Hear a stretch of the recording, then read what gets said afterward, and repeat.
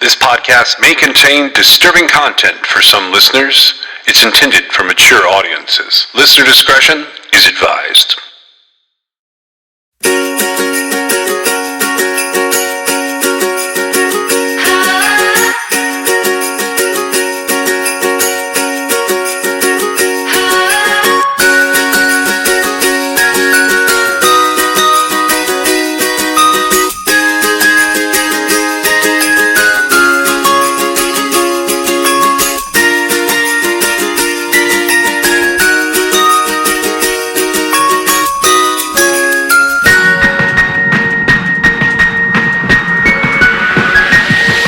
We wish you a Merry Christmas.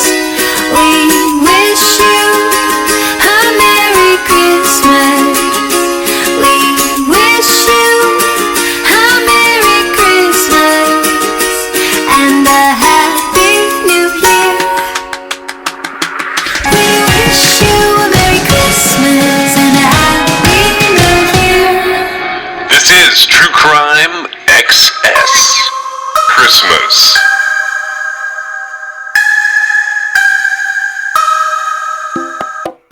I saw, I somehow missed this, but December now. Did you know they identified the little boy in the suitcase? Do you know what case I'm talking about when I say that? The little boy in the suitcase. No, I don't think I do. Not So- the boy in the box, right? There was a little boy found in Indiana, a small child. I think it was early in 2022 when they found him. I don't maybe April. So he was found in Indiana, but he was from Georgia, right? Yeah. Did you know? Do you know about all this? Just a little bit. So they identified the little boy as Cairo Amar Jordan out of Atlanta, Georgia. And then they ended up arresting a woman in San Francisco named Dawn Elaine Coleman. She's from Louisiana. And then they had also identified his mom as Dejon Anderson. And she's from Georgia, was thought to be in Los Angeles. But so they issued warrants for neglect of a dependent and obstruction of justice on both of them in October 14th. And then they ended up issuing a murder warrant for Dejon Anderson October 25th. But I don't know that they ever found him. She was one of these people that she traveled around quite a bit, according to what I had heard there. They had her possibly being in California, Texas, Nevada. And in California, it was she might be in Los Angeles, she might be in San Diego, she might be in San Francisco. I just thought that was sort of an interesting wrap up, I guess. But I guess it's not really a wrap up yet. And I had I realized I hadn't mentioned it at any point on the podcast, so I thought, I should probably do that. It was a really sad case because not too much before the suitcase with the child and it was found, she had been, I think it was the mom, had been arrested for child endangerment. Yeah, that was the one out in Nevada, right?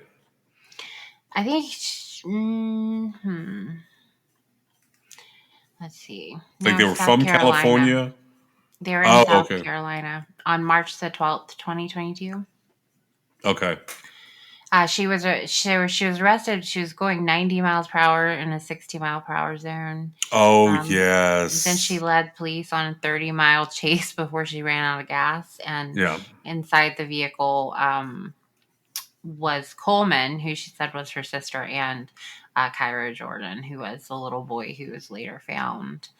So that's unfortunate and sad. And it makes me wonder, couldn't something more have been done? Now, going that fast in a vehicle is something, but, and, they did charge her with it, but, and when was he found? April of 2022. So it wasn't too long, just a little bit over a month, I guess. But I think that, there's going to be a lot to that story, probably. I feel really sad for the little boy, though. He didn't seem to have anybody looking out for him. No, he did not. The people that he should have been able to trust were not trustworthy. So I have another fugitive case. This is the only one I have, I think, that's sort of tied to this time of year. My understanding is this is also in our pile of unsolved mysteries to watch. I don't know that for sure, but I did see there was a write-up on unsolved mysteries, and I pulled some of like what we're going to be talking about from there. This is a long one. Like he's been gone longer than I've been alive. From what I can tell, he's been missing for 49 years. It's a pretty insane case, honestly. Yes. The way that it goes. Yeah. So, had you ever heard of him before we like put him on the list for these episodes? I'm pretty sure I had. Yeah, I think so. Something stood out somewhere along the way when we started researching it. I saw an old mugshot of him, and I was like, I've seen that before. It's an interesting one, just purely from the perspective of how long it's gone on. And there is information available about him out there that you can read about. Who we're talking about today in our Fugitives of Christmas is Lester Edward Eubanks. He has aliases, including Lester William Eubanks, so he didn't stray too far there. Pete Eubanks, and I think the most recent one that like was disclosed was Victor Young, maybe. Lester Eubanks, he comes to us by a way of also being a U.S. Marshal Service. I think he's top 15, maybe. Does that sound right? I don't know. He should be. He should be up there. He committed a violent crime. So yeah. So I know that the most featured him on the Have You Seen This Man podcast. And I know that he was featured on America's Most Wanted.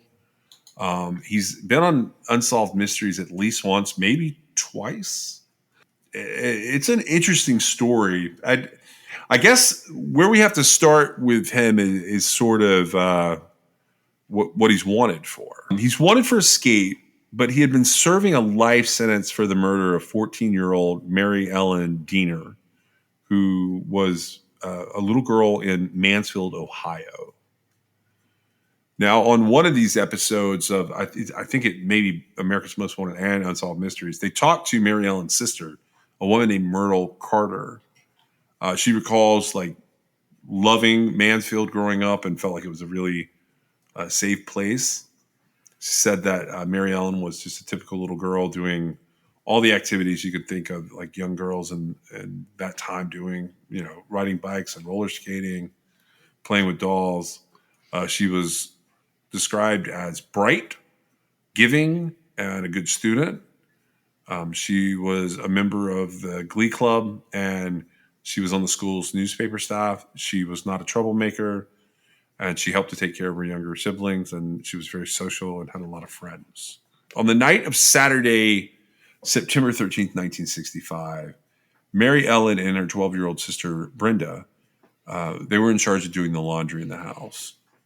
And they had washed all the clothes, but there's no way to dry them at home because the dryer was broken.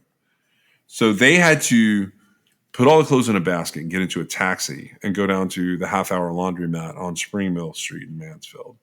Their mother is a woman named Cassie Diener Jones, and she let them go to this particular location later at night than most parents would let their kids out. But the reason she did that is because their grandmother, a woman named Love Williams, lived right next door to the half-hour laundromat. So they had a place to go if they had any kind of problems. They arrive at the laundromat around 10:30 p.m. and they start putting clothes in one of the dryers, but they realize that they don't quite have enough change to run all the machines. Mary Ellen tells Brenda that she's going to go over to her grandma's house to get the change. Brenda asks to come along, but Mary Ellen tells her to stay and watch their stuff. So a few minutes later, Mary Ellen comes back and says that Love did not have any change and that she had also gone to a nearby gas station, but they didn't have any either.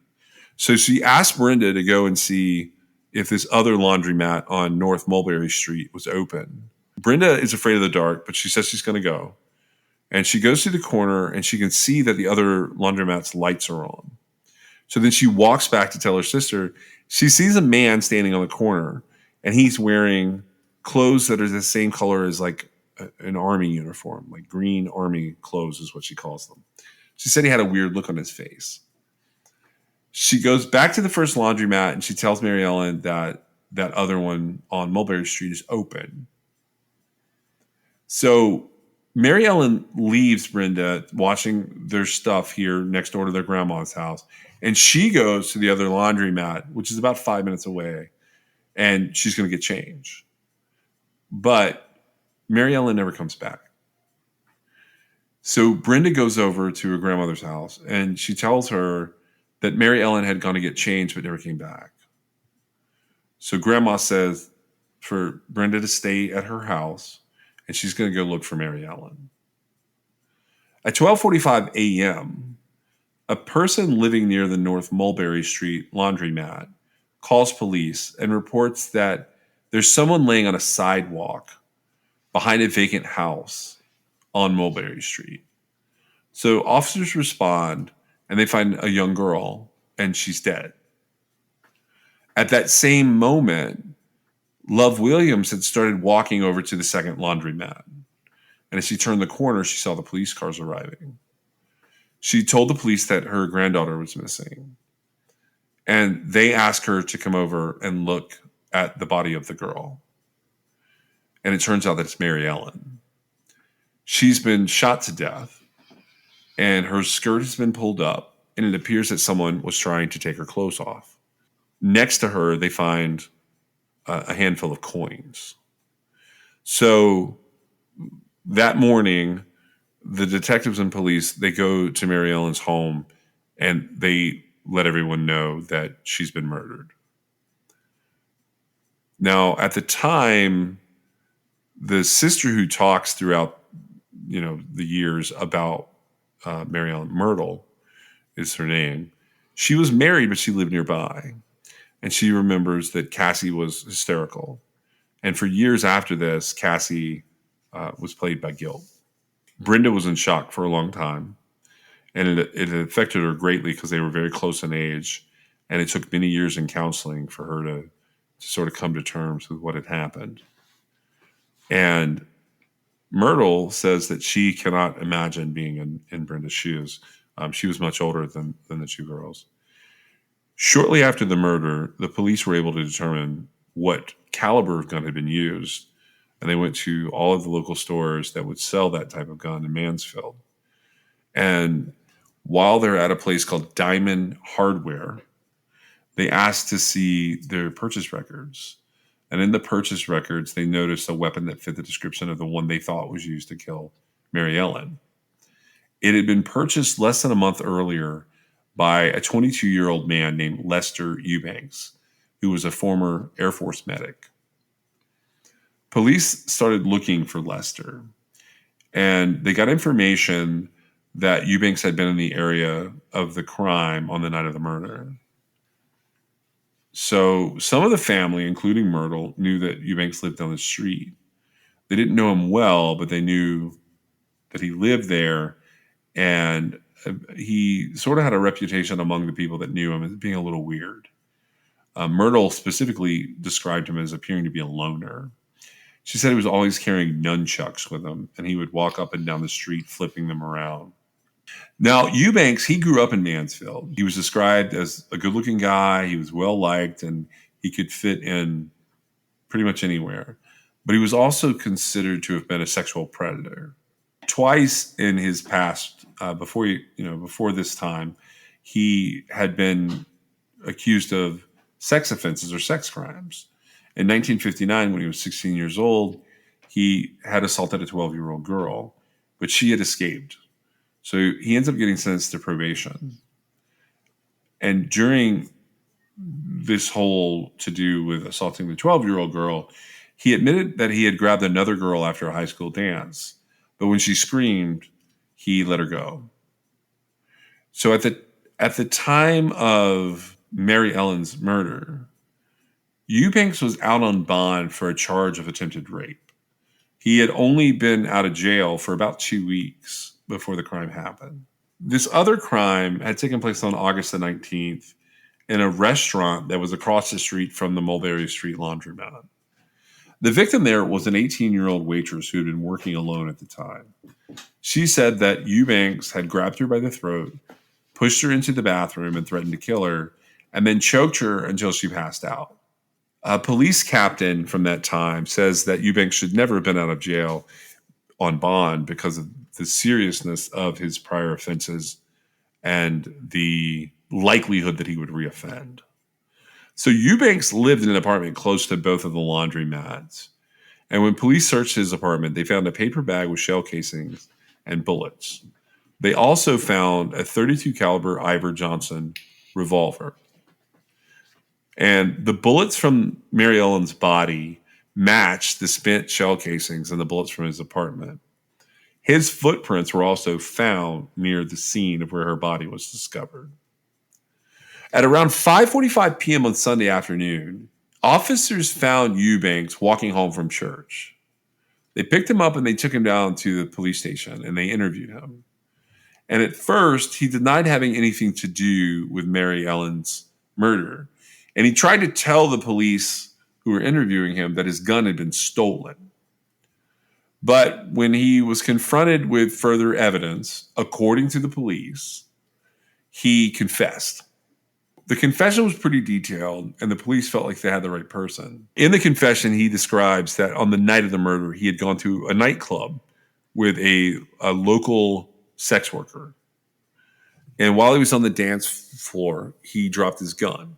A couple of people that knew Lester had seen this happen. And shortly afterwards, the sex worker that he was there with on a date left him, and she went to do some business. She went to make a transaction. Before she left, he told her that he would check on her in an hour or so. Now, this woman lived across the street from the North Mulberry Street laundromat.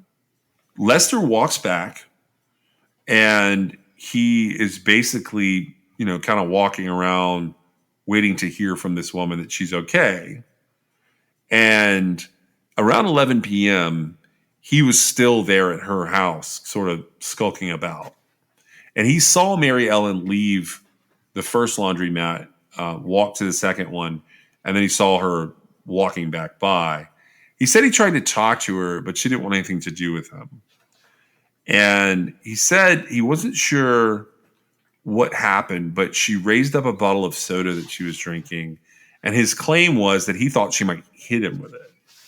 People do this a lot where the confessions get a little self-serving and they minimize the behavior of an assailant. He says that he blocked her movement with his hands, and then he grabbed her and he dragged her about 150 feet, which would have put her right behind the vacant house. He said he attempted to rape her, but she started to scream. So he covered her mouth with his hands while she was screaming.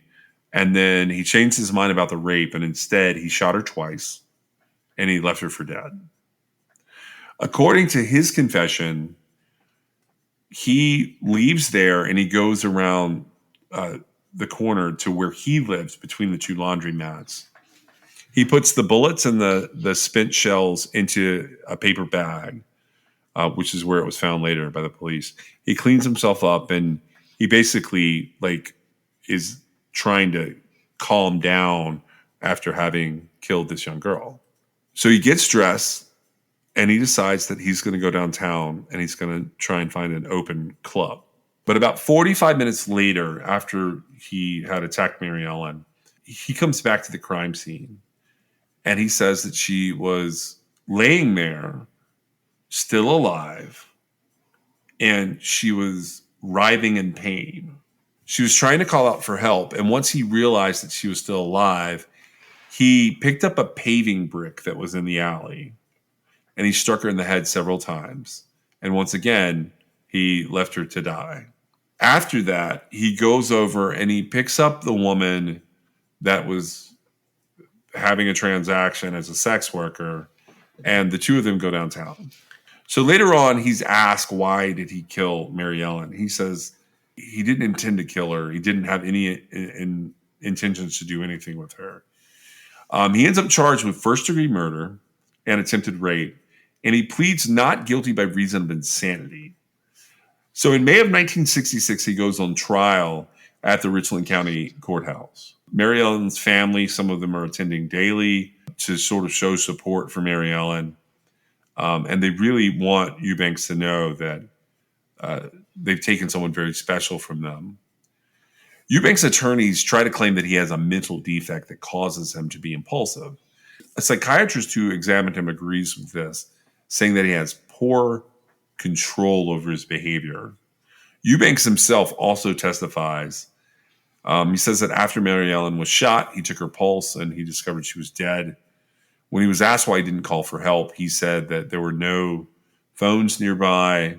There was a police lieutenant named Dale Fortney who believed that Eubanks testified because he was a narcissist.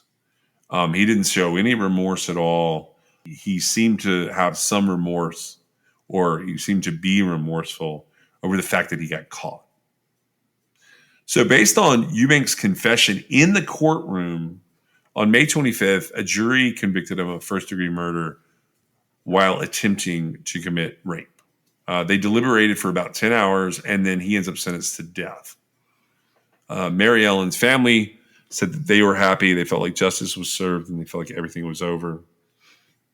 It was that way for a little while. Eubanks goes to Columbus, to the Ohio State Penitentiary.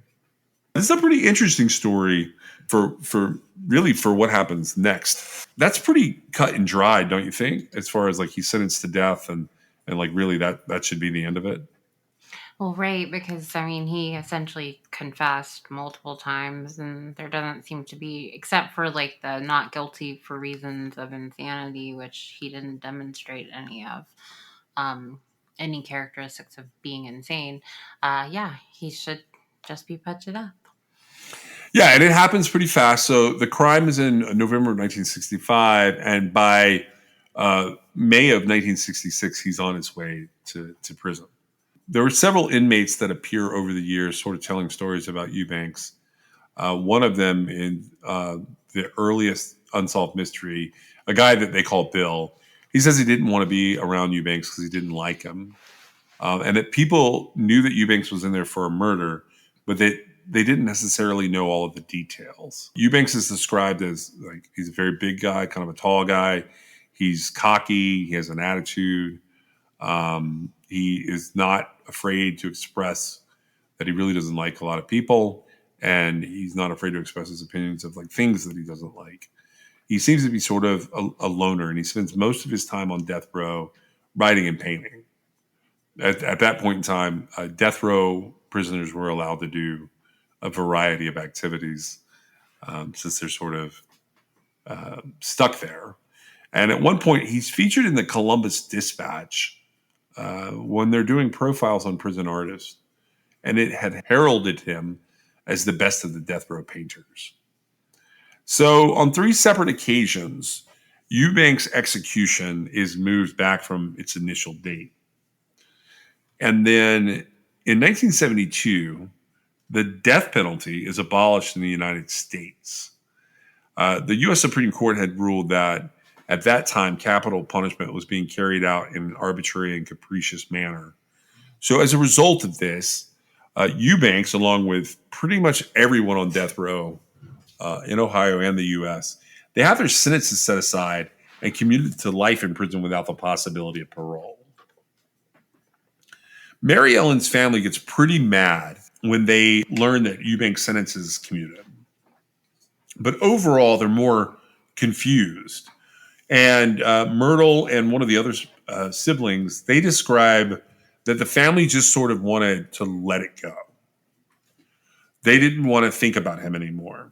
So they're trying to get on with their lives. And they decided they were just going to have to be happy with the fact that he's in prison. So after the death penalty gets abolished, one of the things that happened in various jurisdictions, various states, was they start to basically get rid of death row. So they're not putting any money into death row guards, and they move a lot of people like Eubanks, including Eubanks, back into general population. That prisoner that they talked to, Bill, who pops up here and there, he says that Eubanks could put on a facade where it seems like he's a good dude when he's really not. And this lends to some of the other descriptions of him as a smooth talker and sort of a narcissist. Now, Eubanks gets on the good side of several of the guards in Columbus. They give him letters of recommendation. He ends up in a prison honors program. He gets, some status from all of this. And at the time, this is the early 70s, there was a lot of national reform movements going on where prison administrators were trying new approaches to rehabilitate inmates to prepare them for the possibility of life on the outside. So Eubanks becomes eligible for this honor program based on his accolades that he collects from the different guards that he's winning over.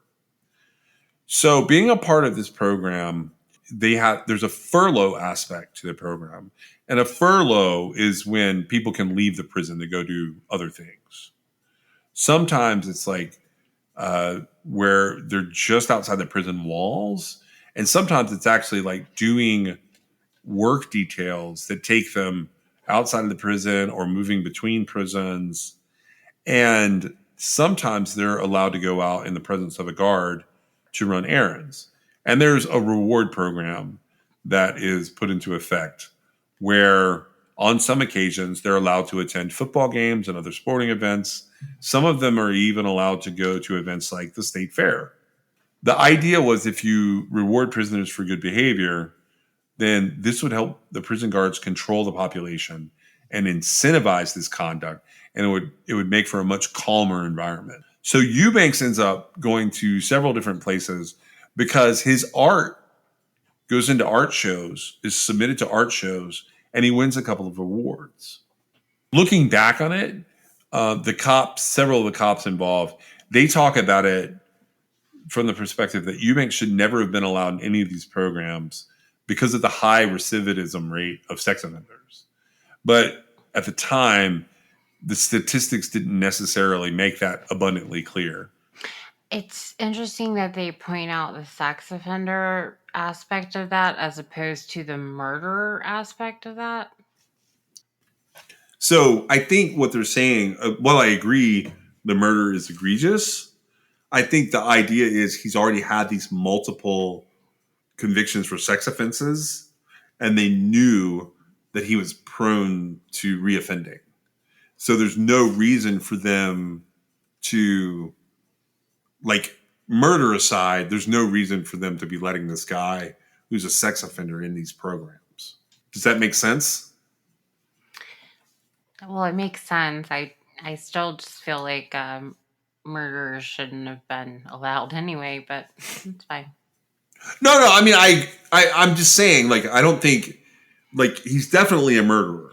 And this is a 14-year-old girl he's murdered. But the bigger problem was he had already, on multiple occasions, raped people.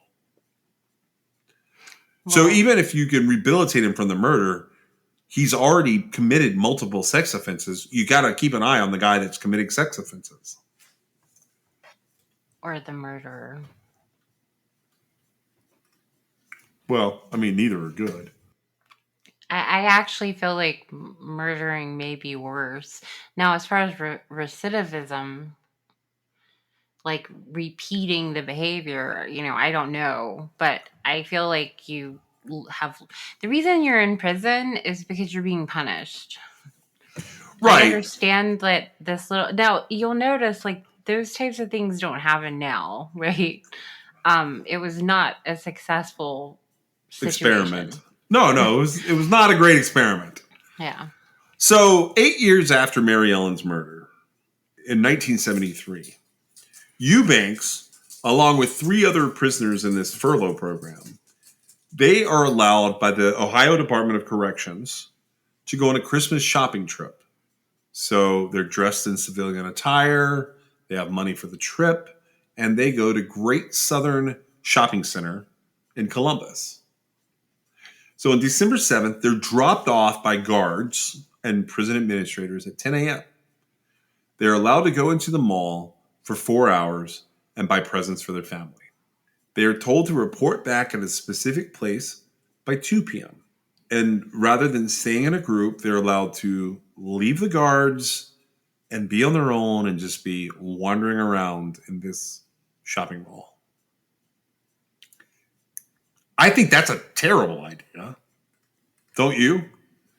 Yeah. I mean, it's odd to me that I'm not sure it was supposed to go like this far. I feel like the guards were just like, we don't feel like babysitting. Yeah. And I think maybe they had taken it upon themselves and trusted these, you know, um, what exemplary prisoners to, come back.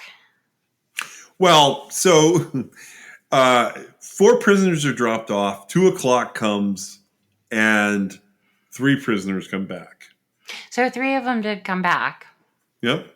Except Eubanks doesn't. He never arrives to meet them. He just walked away. So the guards start searching the mall, and they don't find him. So basically, they have taken a child murderer to a mall, dropped him off. No guards. Like you said, it's probably they were like, oh, he's fine. It's going to come back. And he vanishes. So after the escape, they do change this policy. Inmates are no longer allowed to go shopping on their own. I'm not really sure, that shouldn't have been a given to begin with. Yeah, no, I'm with you, but we are doing fugitives, so we have to have a fugitive, and Eubanks just became our fugitive. Right. I wonder if they let people that had shoplifting charges go To the mall? shopping without a guard. So the sheriff calls the family. They call Mary Ellen's family, and they tell them Eubanks has escaped. And mom and sisters are pretty pissed off. And the sheriff is trying to explain to them what the Department of Corrections was doing, and none of them understand how a prisoner is allowed to go Christmas shopping. Yeah, it wasn't a good idea. So to say the least, the family gets re-traumatized by this whole ordeal. And nobody knows what happens to Eubanks at the mall. There's some argument of, was it planned or did he just walk away? Officials believe that he possibly planned the escape and had some kind of arrangement made in advance. So they start going through Eubanks' visitation list. And they realize that he started out having visitors roughly once a month. But then he would start to see certain people every week. Now, it was theorized that somebody from the Eubanks family supported him and helped him get out of there. And a couple of the people that talk about this case over the years say there's no way this could have been pulled off without some kind of outside assistance. Now, they talked to all the family and all the friends and all the people on the visitation list, and none of them ever give up any information about Eubanks' whereabouts. So I just want to make sure that I have this straight. They don't feel like an unguarded prisoner who's facing the rest of his life in prison, having been let loose at a mall to do his Christmas shopping without supervision, could have possibly walked away unless somebody else had assisted. I never have seen evidence that someone else helped him. Well, I don't even see why they're saying that, like, it had. I mean, he walked away. Nobody was watching. I mean, I guess that was just to save a little bit of face, maybe. But the reason he left was because they let him leave. Oh no, these guys gave him the best Christmas gift they possibly could have, and that is they gave him an opportunity. Like I don't know. Like I understand and there's different cops that talk about this that are directly connected to it, and some that are just loosely tangentially connected to it. The bottom line is like they want to absolve themselves over some of the failure of this brilliant idea that everyone had. And it's not the cops and the deputies and the guards that are involved. It's not necessarily their problem because it comes from above. This is an administrative effort that's going on here in the Department of Corrections. True. I do, however, find it very unlikely that this particular like unguarded shopping activity was sanctioned the way it played out. No, and I think so. This is one of those situations, and I've looked at that too because I agree with you there. It's one of those situations that, like, when I sort of drill down on it and how it all happened, I think they got themselves in. Like, the more you listen to them talk, and I think they talk on 2 different unsolved mysteries and an America's Most Wanted. The more you listen to people talk about this in interviews, the more you get the impression that like this was like the worst perfect storm that they created. And you can hear them trying to say it has to be premeditated because nobody really wants to admit like we were just being lazy. Well, and I wouldn't want to walk around with a prisoner while they shopped either. Okay, well then don't be a guard. Right, that's what I'm saying. So I don't feel like it had to have been premeditated. I don't know what else was going on leading up to that. I'm not even certain he would have known he was going to have the opportunity. It seems to me like he was just like, well, what's the worst thing that's going to happen? Oh, they're going to catch him and take him back. That's all. And then he won't get to go Christmas shopping again. However, that's not what happened. No, so this guy, and I will say, like, there's definitely some lead up to this where he gets into this furlough program to begin with. I don't think that ever should have been a thing, but that comes from, him just trying to better his situation where he wants some freedom in there. And like he plays up his, mask of whatever it is as a good guy. I do understand why, the correctional officers involved would want to make it seem like he manipulated the system, but I don't know how much of that was really happening. It seems like he was just playing into what they were putting out there. Yeah, no, he was just looking for an opportunity. He really was just trying to make it easier on himself. And that, like, he put forth a little more effort than the guards did so that he could put forth a lot less effort in the future. But I will say that you drop a guy off at 10 a.m. He doesn't show up at 2. I don't think you sound the alarm till 2:15, 2:30. You've given this guy 4.5 hours head start. There's nothing that can be done about that. He maybe spent 20 minutes wondering if they were like watching him or could see him or something. And then he bolted. So he's gone by the time they're even looking for him. They do play this off, just like you said, like I said, over the years, they say that he manipulated things. But the truth is they just gave him an out and he took it. So after this happens, the Franklin County Sheriff's Office puts a warrant for him into NCIC, or the version of NCIC that would have existed at the time. And they basically put out a warrant. The FBI picks the warrant up and they turn it federal, and it's a nationwide pickup, meaning anywhere he is caught, he can be arrested and brought back to Ohio. At one point, Interpol gets involved, and there's a pretty extensive manhunt that they describe. I don't know how much of a manhunt you can do. This guy literally walked away from a mall full of people. And for 20 years, from 1973 until 1993, nobody knows what happened to Lester Eubanks. One of the police that's involved early on, in December of 1993, a guy named Captain Arcudi, he decides to look into the case a little bit. And he wonders if it's possible that Eubanks has been caught somewhere, but like some kind of glitch in the system has made it where they just don't know it. So he goes searching the records of NCIC, or the National Crime Information Center, and he's just looking for Eubanks warrant information. Guess what he finds? Nothing. The warrant for Eubanks is no longer in the system, and the federal warrant had been removed. There's no telling how long it hadn't been there. Yeah, they can't I looked at this, and I'm not 100% sure how this would work, but I looked up how NCIC would play out. Now, technically, NCIC has been around since 1967, but at different times in history, it has held different pieces of information. So my theory is during some kind of upgrade, they booted it. And this is sort of backed up by the idea that the current NCIC 2000 system is marked for upgrade in 1992.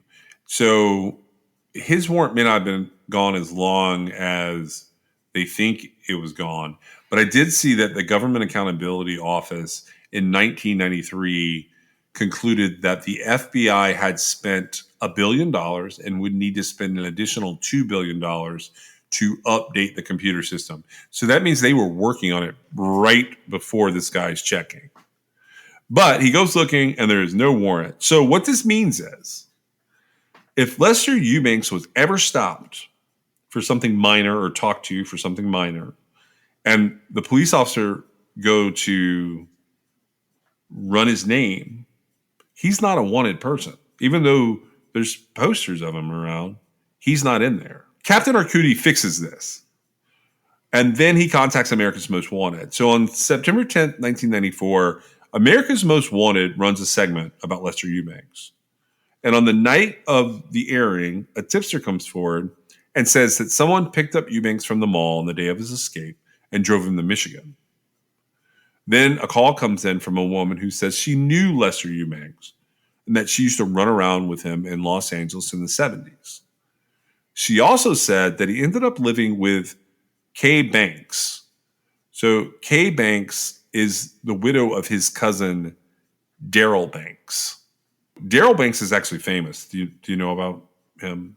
Yeah.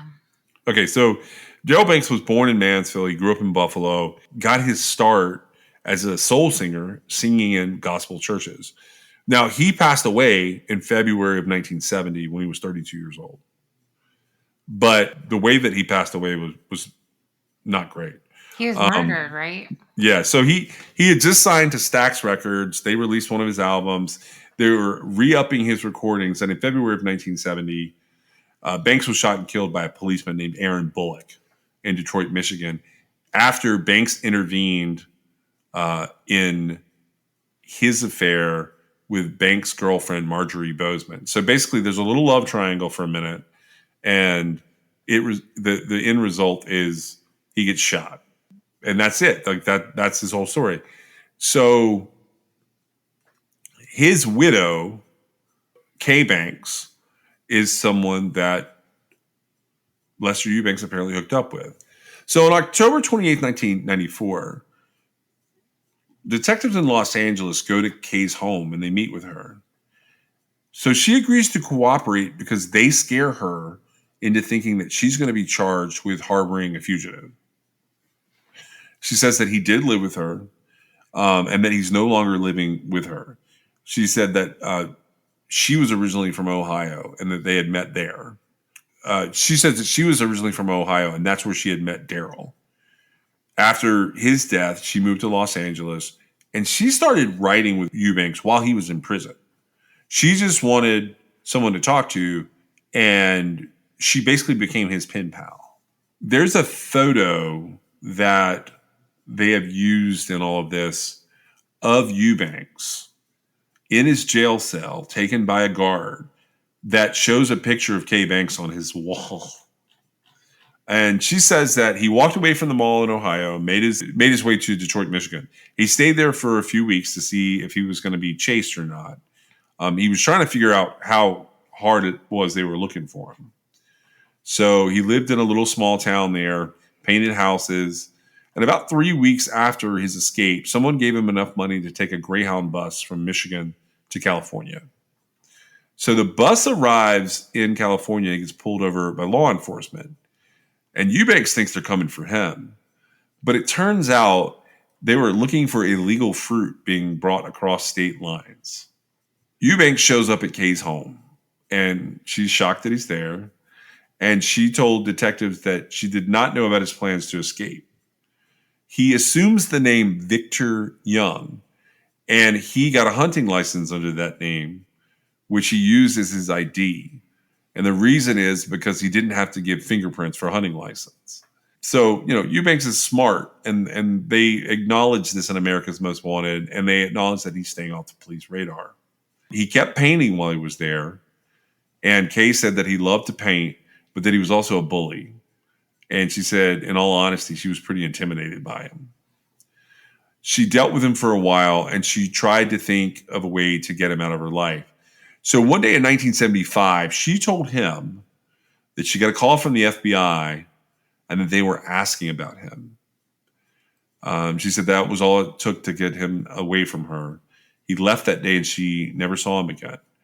But before leaving, she told her that he was going to head north. So Kay told detectives about Quality Quilters Mattress Factory in Gardenia, California. That was where Eubanks had been working in the manufacturing department. They go to this location and they check on it.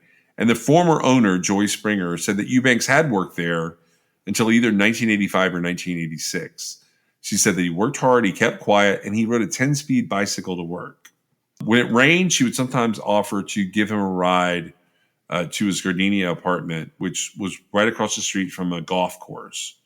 She said she remembered that he always wore a heavy amount of cologne, and she said it was overwhelming and would give her headaches. She also said that he would always hide from photographs during work events. After that, it's believed that Eubanks lived in Northern California for some time. There's an LAPD detective named Tim Connor who worked the case for about 2 years. He and his team suspected that Eubanks was using art as some kind of possible source of income. And in 1996, they ended their investigation because they simply ran out of leads. In 2003, a man named Lieutenant Michael Vincent of the Ohio State Highway Patrol was asked by a superior officer to look into the case. He had never heard of it, and he decided to look into Eubanks' father, Mose Eubanks. Mose was a minister, and he was the only known relative of Eubanks that was still living in Mansfield at the time. So Vincent went out to talk to Mose, and Mose basically told him he would talk about everything except Lester. He spent time working with prisoners, helping them turn their lives around, and he said that there's nothing that can be done to bring that girl back. Vincent asked him, "Do you think justice was done in this case with your son?" And he responded, "People change and they go on and start new lives. I pray for Lester every day, and that's all I'm going to say about him." They were left with the impression that Mose knew where Eubanks was. So sometime later, a detective in Mansfield talks to an informant who said that the same summer she had been at Mose's house. And while she was there, the phone rang and Mose excused himself. And when he returned, he told her that he was on the phone with his son in Alabama, who was taking a break from painting a house. So at this point, Lieutenant Vincent had tracked down all of Eubanks' siblings, and none of them were in Alabama. So he gets a subpoena to Mose's phone records, and he discovered that several calls in that time frame were coming in and going out to a center for troubled youth. So a man working at the center at the time matched Eubanks' description, but the man didn't have a driver's license, and he didn't drive, and his social security number turned out to be fake. So in the mind of the Ohio State Patrol, they believe that this man is Lester Eubanks. The man skates. not long after these conversations take place. So in 2015, the U.S. Marshals create a cold case unit. And a deputy there, Deputy Marshal named Deputy Seiler, takes over the Eubanks case. He learned from a source that Eubanks had been in Mansfield in 2003 and in 2010. And in 2012, Mose died, and reportedly Lester Eubanks, returned to Mansfield for his funeral. An associate of Eubanks tells one of the deputies that you'll never catch him, which leads this deputy to believe that the associate knows where Eubanks is and that he's still alive. His siblings refuse to cooperate with the new investigation, which has led to speculation that they all know his whereabouts as well. They believe that Eubanks is married and that he has children who have no idea that he's a fugitive. And in July of 2018, the work began to get Eubanks added to the U.S. Marshals 15 Most Wanted list. And on December 7th, the 45th anniversary of his escape, he was officially added to the list. Now, Deputy Seiler says that the people on the list are the worst of the worst, and he hopes that someone will recognize Eubanks and lead to his capture. In 2019, a man who is believed to be Eubanks' biological son agrees to give his DNA to the U.S. Marshals. He thinks that his late mother was raped by Lester Eubanks. So they want to compare it to samples taken from unsolved crimes around the country in hopes that it will offer hints to his new identity or location. However, the FBI's policy in 2019 prohibits searches of their database using a relative's DNA profile. So what do you think of this? Do you think this guy's ever going to be caught? I hope so. I think if in 2012, I think he said when his dad died, if somebody had been on it, they could have caught him then. Any remaining family members, his siblings, like if they could pay attention to that, they could probably catch him. Yeah. If they checked out, I don't know how many siblings he had, but they looked on social media at his siblings or perhaps his siblings' children. I don't know how old this guy is. How old is he? So Lester Eubanks. The crime was in 1965, and 22 and 65. Okay. So he would have been born in 33-ish. That's 67 plus. He's old, man. If he's still alive, he's old. Wait, is that right? 1965. How old was he in 1965? Says he was 22 years old. 1943. Oh, yeah. Sorry. Okay. He would be 79. Okay, so perhaps his siblings' children, right? Yeah, social media of his siblings' children, maybe grandchildren. I bet he's out there just randomly. I mean, maybe. I don't know why. I feel like this case, if any case ever warranted it, they should have levied a obstruction charge against Mose. I feel like that probably would have helped, yeah. And then, for them to have not been, they're treating this guy like it's a shoplifter that walked away. This guy is a murderer, right? Yeah. And he escaped justice because of just some really stupid stuff happening. And it's so insulting to this 14-year-old little girl that he killed and her family. And to me, I don't feel like everything that could be done is being done. I feel like there is a lot more that they could do. And especially with a whole cold case unit, what case could be more important than this one? I don't have any answers on that. I think that this is an important case. There were a little more information that came out that wasn't part of the America's Most Wanted page or the Unsolved Mysteries page. And I know we're kind of covering this in a generic fashion, but I do want to point out that the first season of Have You Seen This Man focuses on him. In October 2020, the marshals bumped up their reward from $25,000 to $50,000. That's the largest reward that the U.S. Marshal Service had ever offered. As a result of America's Most Wanted and In Pursuit with John Walsh, hundreds of tips came in. These tips lead the marshals to believe he's still alive.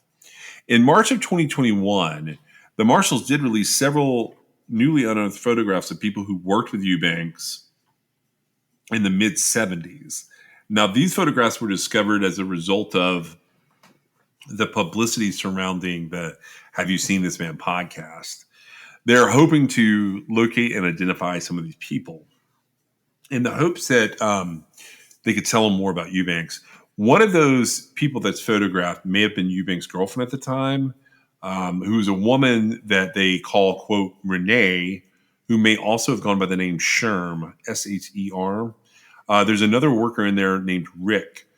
They want to talk to any of these people because they believe that at the time, Eubanks was living in North Hollywood, the Gardena area, South Los Angeles, and Long Beach.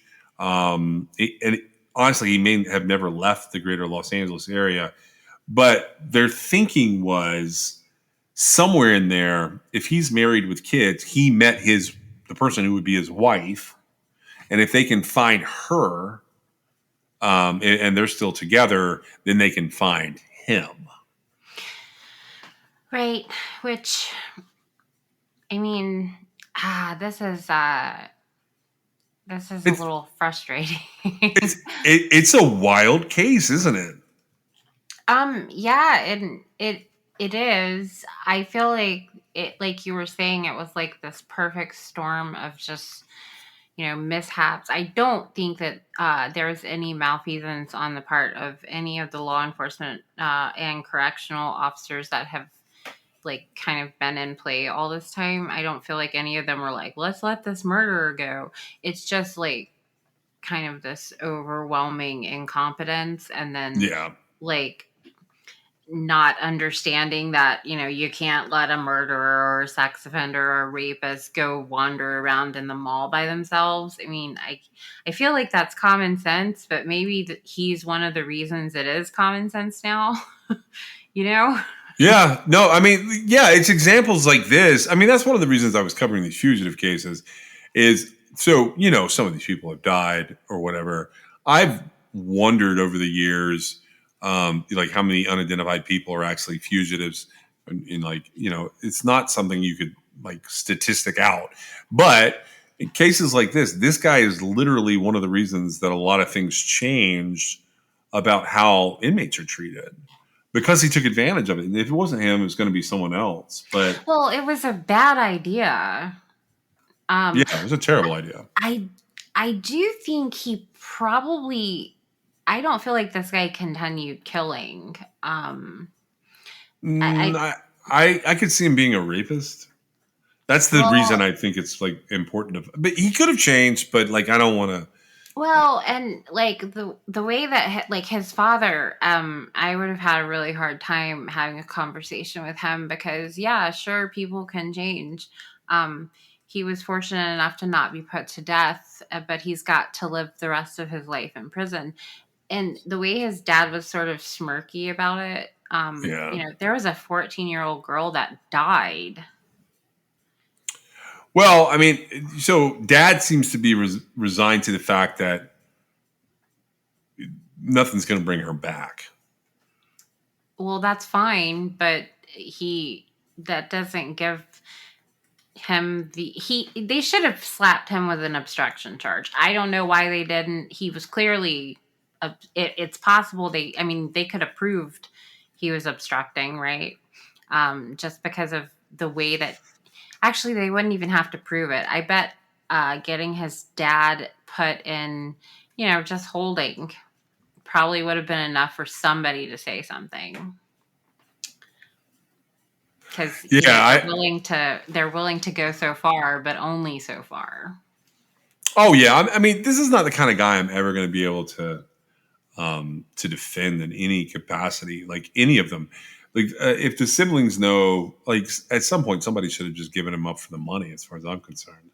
It's going to be really hard for one of the siblings to come forward at this point, though, because, like, they've known all along. Yeah, they're kind of stuck. And so it really takes somebody paying attention. And clearly he'll have a different name, and he's got a whole different family life. And I think that can really... it can misguide people that may have come in contact, because this guy's come into contact with other people, right? He has to have, yeah.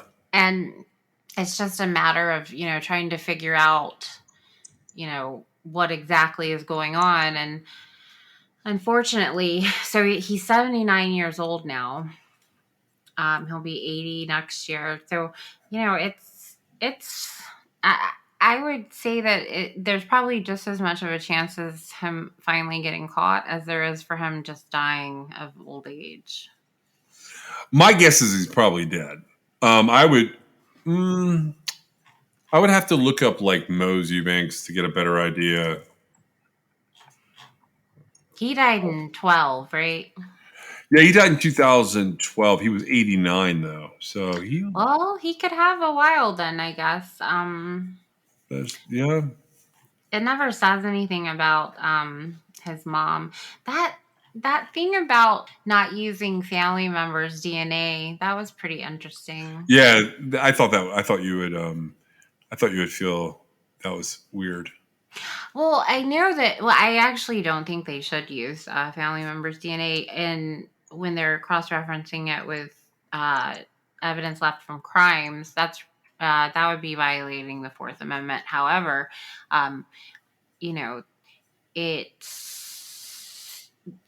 there's nothing to say that like his biological son wasn't a suspect in something. Right.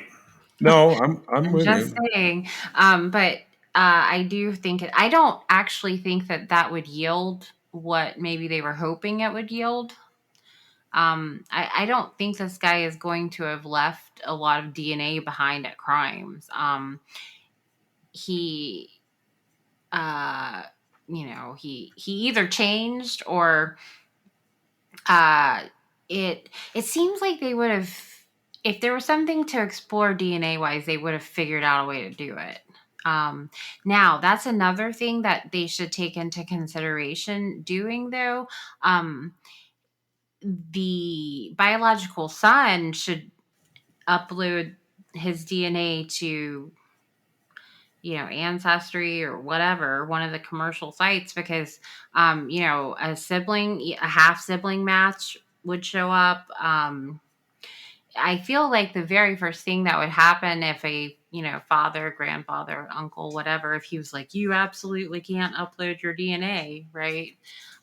That would raise some flags, right? Oh, yeah. And so I bet somebody has done it. Like literally somebody related to every single person on the planet has uploaded their DNA. Yeah, you would think that the FBI could say, well, if they're not running it against their own database, that's so weird to me that they do that. What do you mean? Well, that they don't run relatives, like they don't do familial matches, at least as of 2019, they weren't. Well, they can't. I mean, it's not, they have to have probable cause to believe the person has committed some sort of crime. And it's got to be a crime that it's acceptable, that they have their DNA and that it's put through CODIS, right? Yeah. And you're right, family members, that opens up too many doors. It's not reasonable. However, that's not going to stop any person like this biological son from putting it out there in like Ancestry. And my point is like, this would be like the opposite of building the tree backwards, right? It's going forwards, and you're looking for people who are, as far as descendant wise, they come after you, right? Because you're looking for siblings that would have been born after you, because you're looking to find the father or the grandfather at this point, I guess. Yeah. I feel like somebody's probably put something out there. Well, I mean, I hope they find him. It's kind of weird at this point. Like, even if they find him, he's sort of already lived 45 years. Right, and that's 45 years that his victim didn't live, right? Yeah. She was killed in a very terrible, terrible way while she was trying to get her chores done, right? Mary Ellen didn't deserve that. And I'm sure he's probably sorry, especially if he's had children and, run the gamut of life. He probably has a lot of regret, but not enough, because if he really had regret, he would turn himself back in. That's not going to happen. I mean, I can't necessarily, I don't know that I would have ever, I would never would have killed somebody, but I certainly would have been probably too timid to try and escape, right? Yeah. He clearly wasn't. It sounds like, based on his cousin's widow that he was with briefly, it seems like, he was still a bully even after he'd gotten out of prison. So, or not. Yeah, she wasn't very kind about him.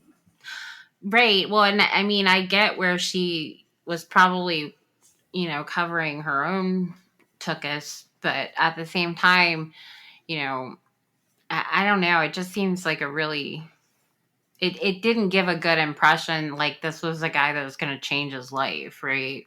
Yeah. One more fugitive down. I don't know how many more we have to go. We got a couple left. Thank you for joining us. We are sponsored by LabbratiCreations.com. You can check them out at LabbratiCreations.com, and you can still use the code CRIMEXS for a fun pop pet portrait of your own pet.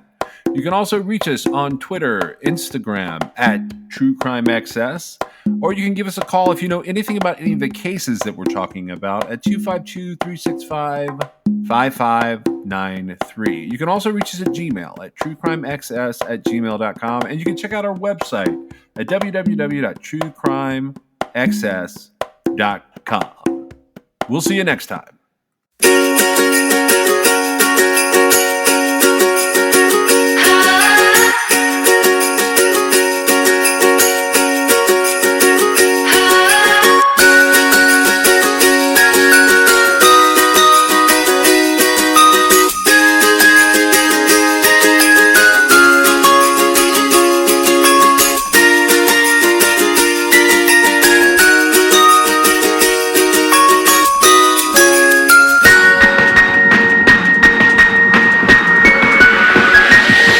We wish you a Merry Christmas. We wish you a Merry Christmas. We wish you a Merry Christmas and a Happy New Year. We wish you a Merry Christmas and a Happy New Year. This is True Crime XS. Christmas.